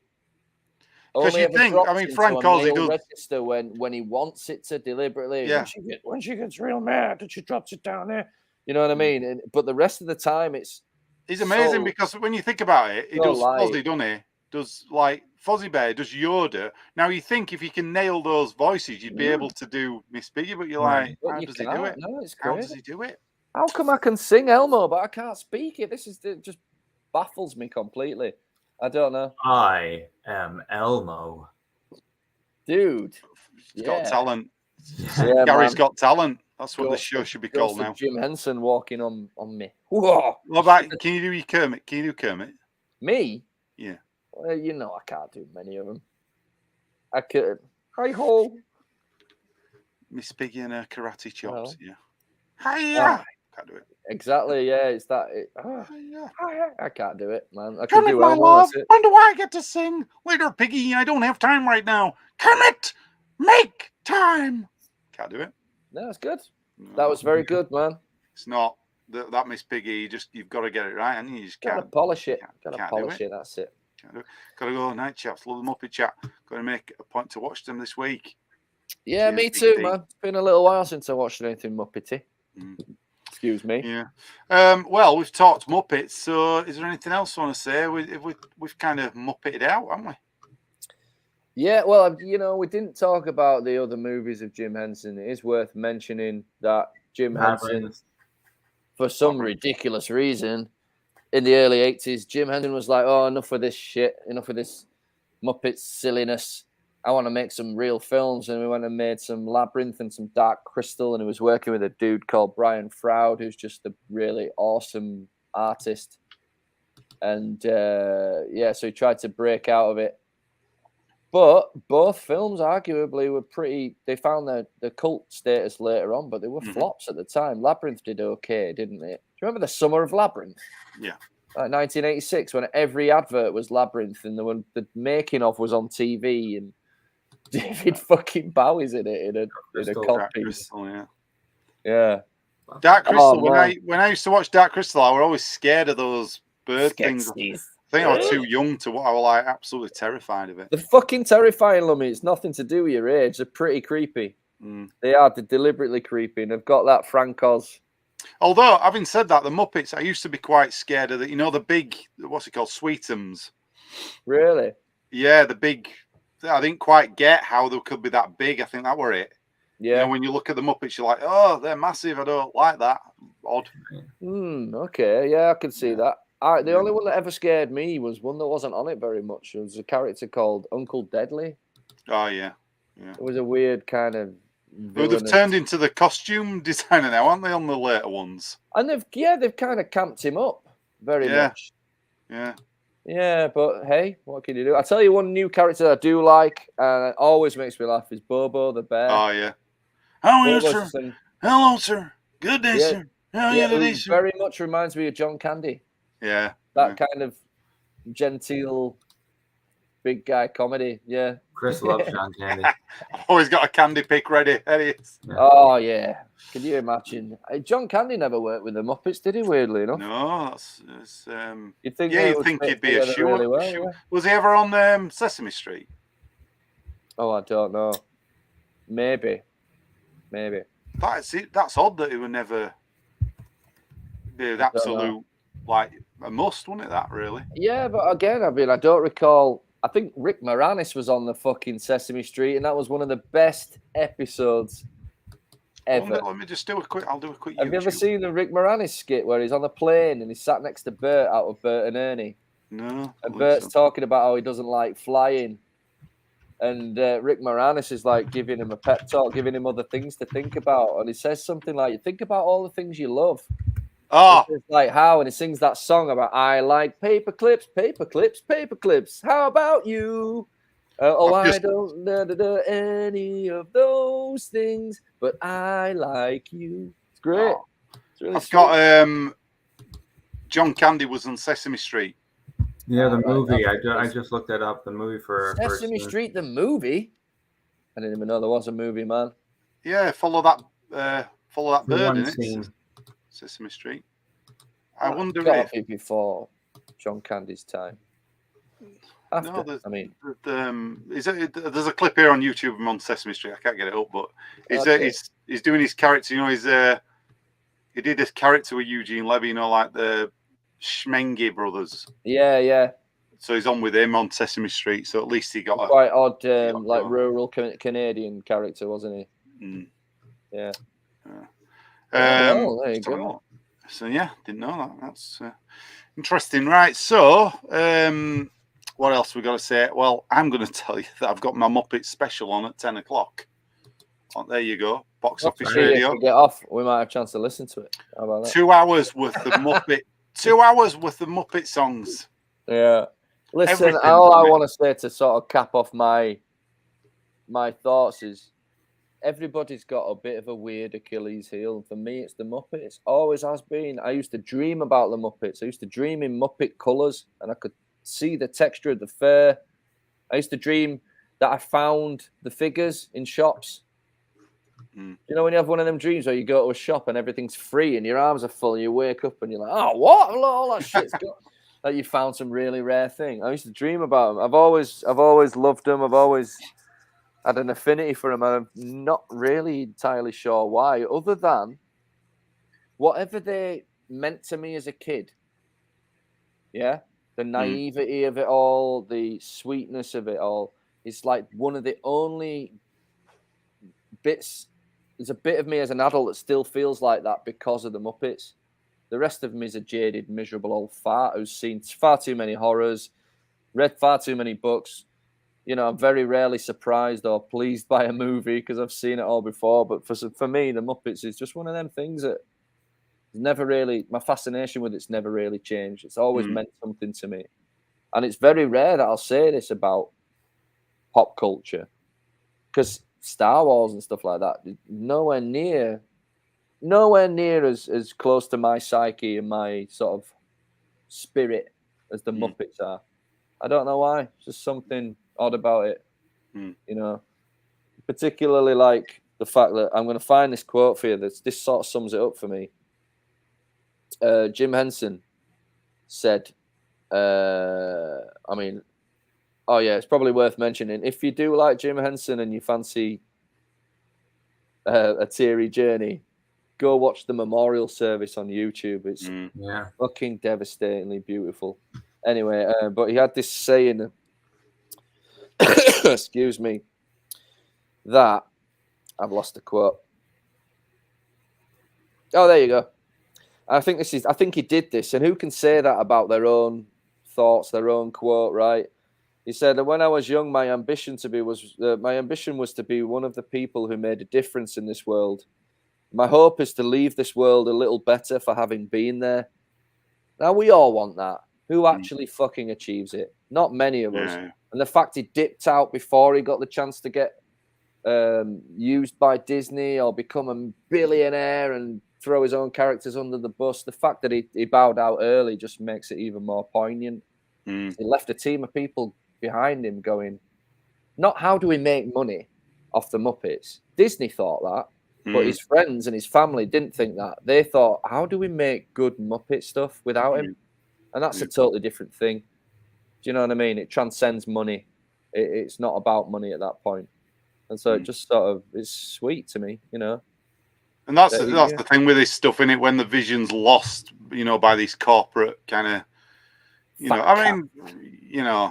it's sad, innit? And that's why it loses its heart, doesn't it, really? So, I don't know. Yeah, and I guess something like this is why I guess the Muppets will never come back, because it can't without its heart. It was predicated on heart. And unless somebody comes along who gets it. They already tried, dude. That's what Jason Segel thought he was doing.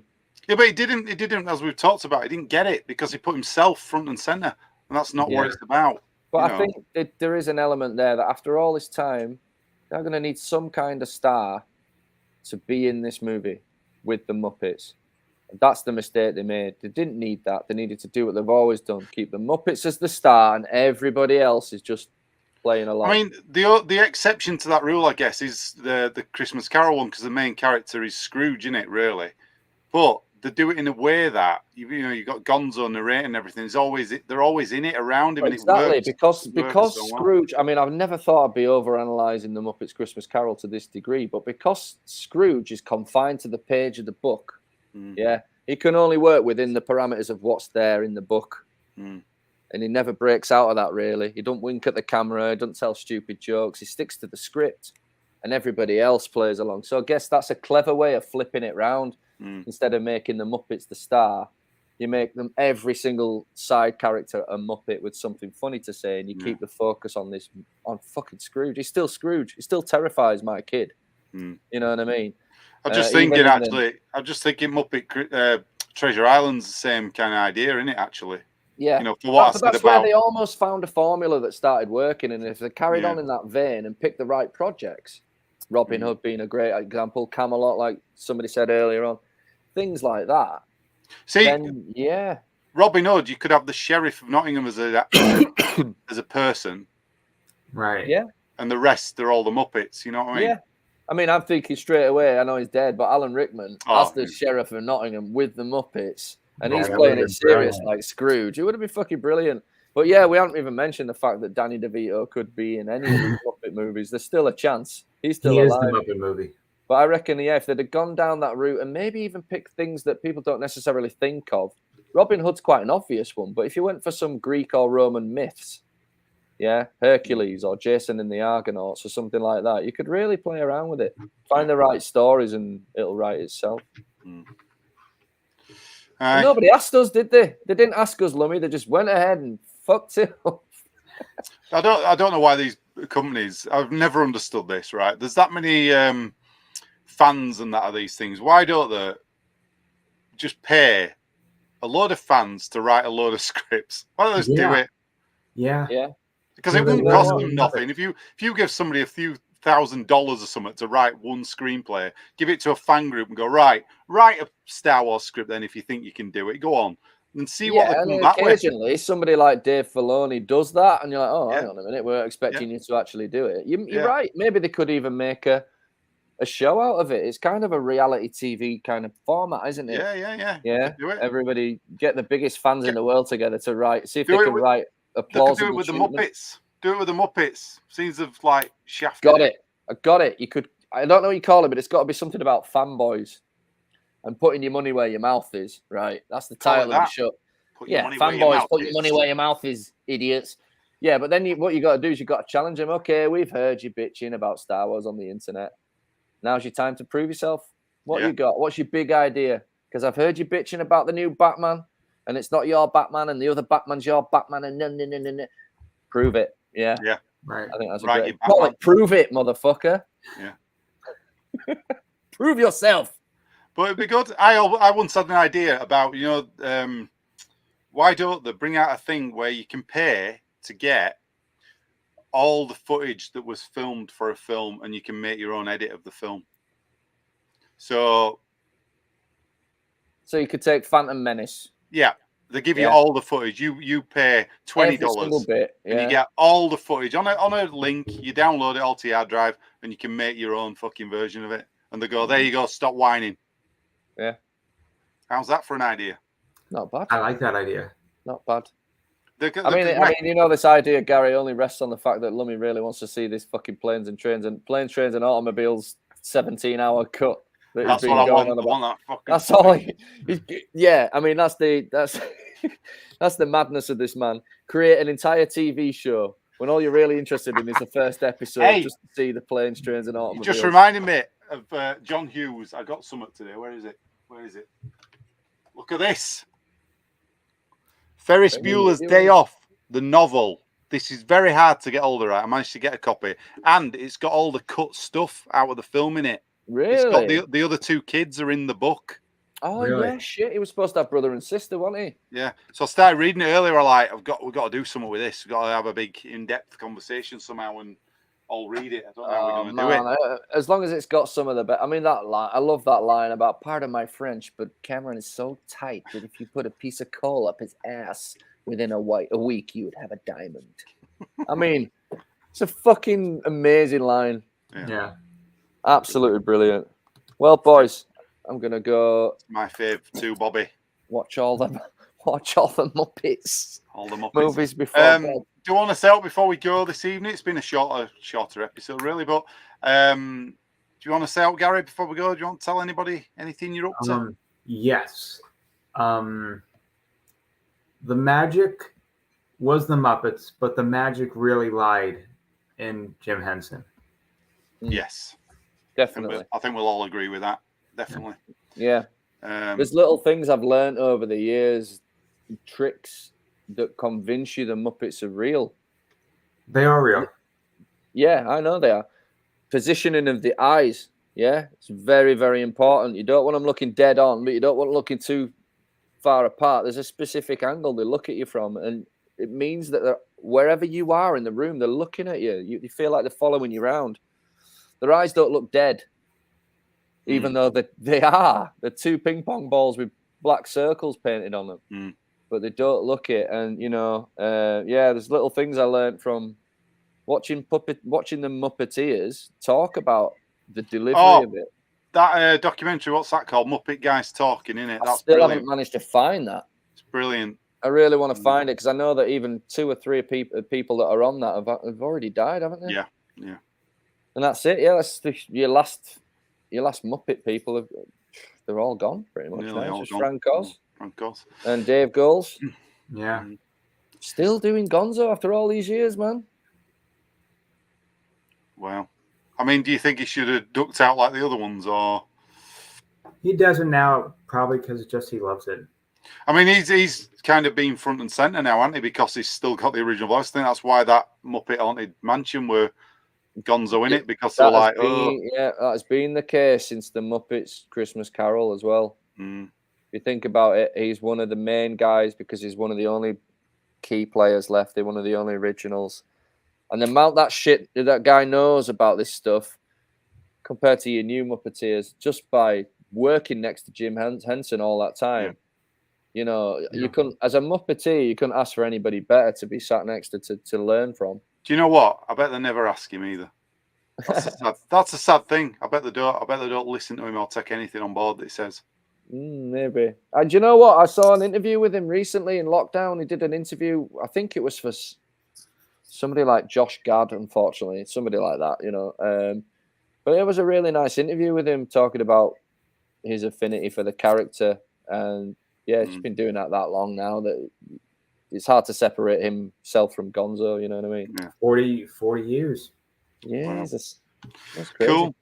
Right, well, it's been a pleasure to talk to you about Muppets this evening. What else do we need to say? Have you got what you want to tell anybody, Webb? Take care of yourselves out there. Go buy some fucking Muppets Palisades figures. Yes. Get that price Good. driven up nice and high for when Webby wants to sell his. And if you find the Muppet Theatre, let us know. Man, so I couldn't sell them. I'm going to have to plug this again for tonight. So 10 o'clock, Muppets 2-hour special on Box Office Radio. It's took a bit of putting together, I'm not going to lie. So if you want to go listen to it, that'd be lovely if you've got 2 hours to spare till 12 o'clock midnight. Don't forget as well that you don't have to go watch the entire 5 series of Muppet Show. You could just go on YouTube and find your classic little clips. Yeah. And may I personally recommend the one where Fozzie Bear learns to become a ventriloquist and fails to understand how to be a ventriloquist. Brilliant. We should have had some clips lined up. But mate, it was just brilliant. Yeah, copyright strike. I've got some else I'm going to try tomorrow. Well, a friend of mine actually is doing a show tomorrow night. A friend of mine. This thing. Oh yeah, I've heard of this guy. I've seen a couple of his shows. Yeah. So this guy opens trading cards. He's going to do a live episode. I don't know if it's going to work or not, but Of course it'll work. We'll see. So yeah. Writes itself. So tomorrow night at 7. Amazing. Have you got any inside info on what PAX is opening, or do we have to watch it to find out? To watch it to find out. I don't know. There you go. Tell me any info. You know what I mean? Yeah. Tight-lipped guy. Yeah. I don't know who's here next week. Is Rich back next week or what on this? So who knows? I think he's quit and not told us. He has quit. He did his Harry Potter. That's why he did the Harry Potter one last week on it to finish it up. Yeah. Didn't want to leave it on. No, it was a good one, actually. I enjoyed doing that last week. It was nice. I feel like we needed to finish it off because it makes sense. You don't leave something hanging, do you? No. But it was actually, I really enjoyed hanging out with those two. We really made each other laugh. We're going to have to figure out these script reading things we're going to do as well that we keep talking about. These unreleased screenplays. That'll be good. I don't know how we're going to do it. We'll have to figure out the logistics. A character each or something, you know what I mean? A few characters each. Yeah. And Star Wars Episode 9, the original version. That'd be great to do. Yeah, but let's keep championing Danny DeVito to do some work with the Muppets. It needs to happen. Okay. It's good. It's a good idea. We'll get in touch. If you're watching, Danny, come on. He's not watching. He's on the set of Always Sunny, isn't he? He's always there. Doing Twins 3. He's doing Twins 3. Twins 2. Twins 2. But there's 3 twins. Yeah. Should be 3. They should just call it Twins 3 and everybody be like, what? Maybe they will. But unfortunately, you all know that'd be the best bit of the movie, the title, and then that's not a good sign. They'll do it where it'll have 3 eyes in it, won't it? Yeah. with a little dot on Twins. twins. Yeah. Oh God, it's gonna be awful. I can't believe they've. Is it Tracy Morgan they've chosen? Yeah. I mean, okay, maybe Gary has got some perspective on this. What is it with Tracy Morgan that people like? He seems to always be drunk, Okay, and that's really it. That's is that it. I didn't mind. Have you seen 30 Rock? Because I didn't mind that actually. I Yeah. liked. He was 30 all Rock. right in that. He's supposed to be Yeah. unlikable in that, isn't he? But for me, it just felt like I don't know, like some joke that I didn't get that's still going, and he pulled it off. I don't know. Saturday Night Live as well. They were okay on that. Brian Fellows, Safari Planet, things like that. Okay. I've seen him on it. Hmm. Who knows? Anyway, right. That's it. We're gonna say good night to everybody. Thanks for watching. If you watched us on Facebook, YouTube, Twitch, thanks for all your comments this evening. Thanks to Bobby. Thanks to Big T. Thanks to Martin. Who else we got? We got them all in. I don't know where everybody else has gone. Can't find the things. Excuse me. I think that's it. But yeah, thanks for watching. We'll see you again. We'll see you next week. Are we back next week? We don't know. We probably will be. Hey, let's wing it. Who Who cares? knows? Who Right. knows? Smile and wave, boys.